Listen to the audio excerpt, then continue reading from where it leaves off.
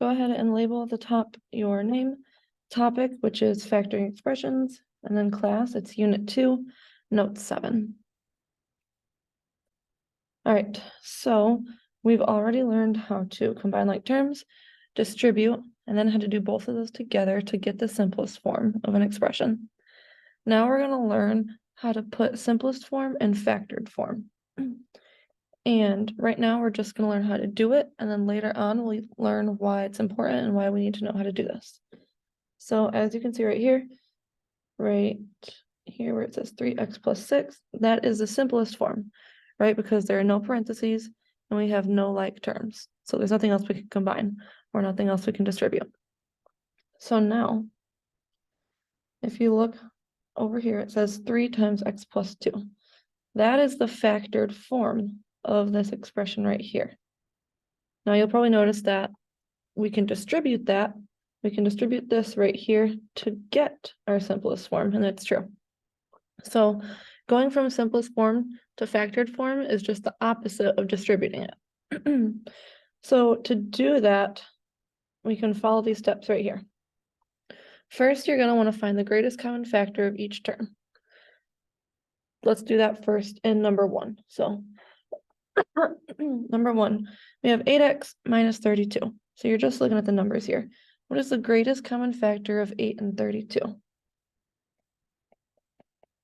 So our GCF of 8 and 32 is going to be 8. Now remember, you can use a factor tree, factor rainbow, or just list all of the factors of each and find the greatest one that they have in common. So our GCF is 8.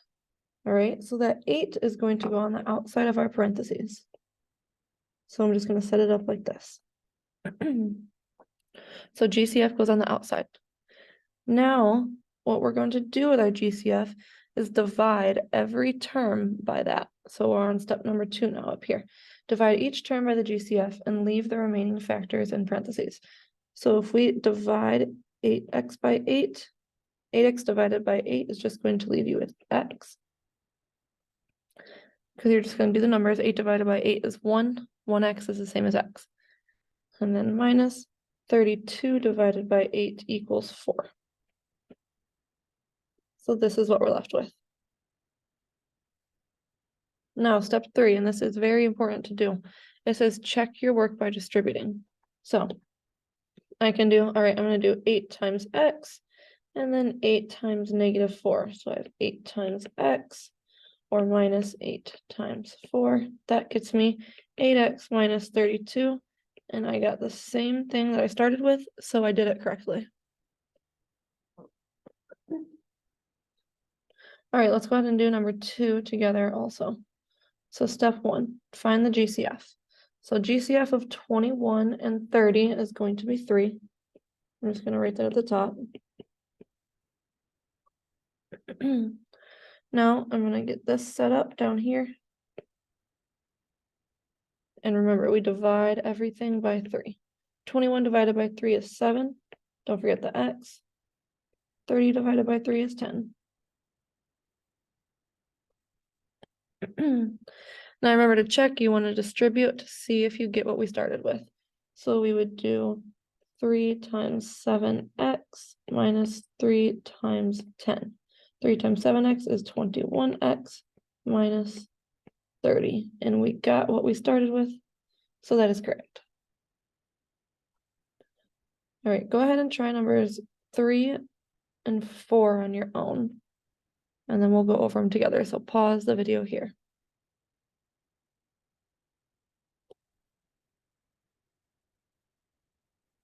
Okay, so you should have done 3 and 4 on your own. So for number 3, you should have found that the GCF of 4 and 22 is 2. So 2 goes on the outside. And then if we divide by 2, we're going to get 2n minus 11. So all I did here was 4 divided by 2, and I got 2. I put my n back, brought my minus sign down. 22 divided by 2 is 11. Now again, you should distribute these to make sure you get what you started with. And number 4, GCF of 2 and 24 is again 2. So 2 goes on the outside. And if we divide everything by 2, 2 divided by 2 is just 1, so 1n or just n. 24 divided by 2 is 12.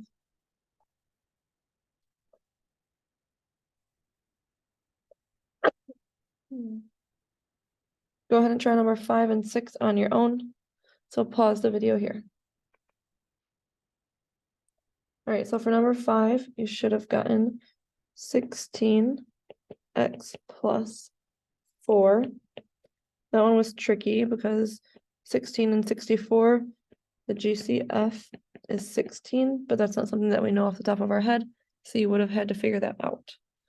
And then number 6, you should have gotten 2 times 2x minus 15 because our GCF was 2. If you did not get those correct, stop here, ask for help, do some more problems so that you can get it. All right, now we're going to go on to the back. So take a look at number 13. It says Nick and Cora each factored the expression 40x plus 64. Their answers are given below. Explain who is correct and why. So go ahead and take a look at Nick's and Cora's and see which one you think is correct.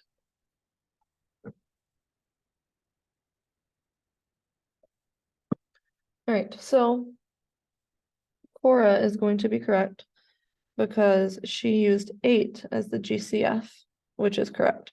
Nick factored with 4, and that is not the GCF. So Cora, because the GCF is 8, and that's what she used.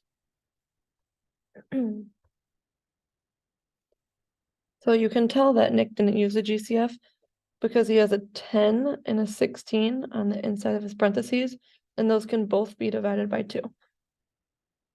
Cora over here has a 5 and an 8, and they don't share a common factor. So she knows that she used the greatest common factor. All right, let's just do a couple more.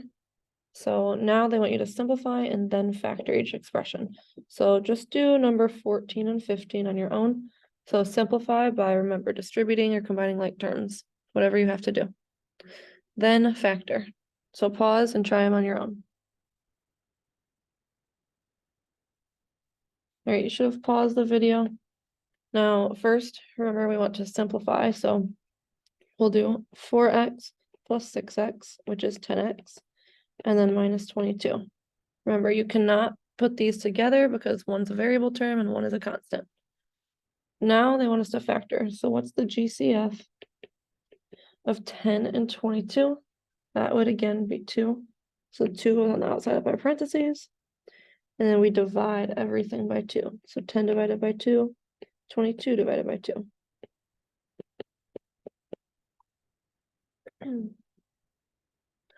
Right, number 15, you should have done 5k plus 6k. So we get 11k.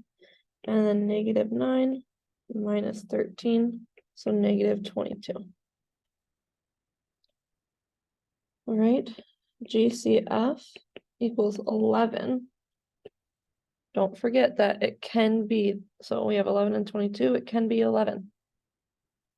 Now we're going to divide everything by 11. Divide by 11, divide by 11, and 11 is what goes on the outside of our parentheses. 11 divided by 11 is 1, or just k, minus 22 divided by 11 is 2. So those are our final answers. If you did not get these right, try some more problems, ask for help before you start on the homework.